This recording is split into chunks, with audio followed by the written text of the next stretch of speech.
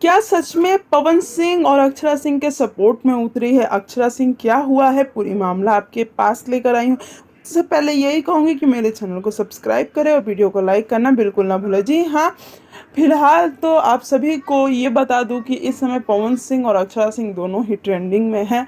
और साथ ही साथ आपको ये बता दूं कि एक वीडियो भी सोशल मीडिया पे काफ़ी ज़्यादा वायरल हो रहा है और वो वीडियो है ज्योति सिंह का।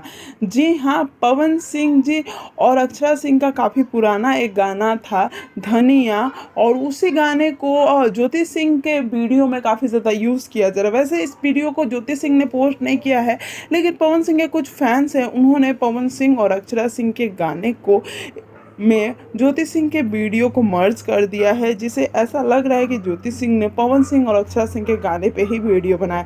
लेकिन अक्षरा सिंह जी और ज्योति सिंह जी के बीच में वैसे कोई पर्सनल दुश्मनी तो नहीं है, लेकिन सबसे बड़ी जो बात विवाद उनके बीच में हुई थी वो पवन सिंह के कारण हुई थी। अब ये देखना है कि इस पे ज्योति सिंह कुछ रिएक्ट करती है या नहीं।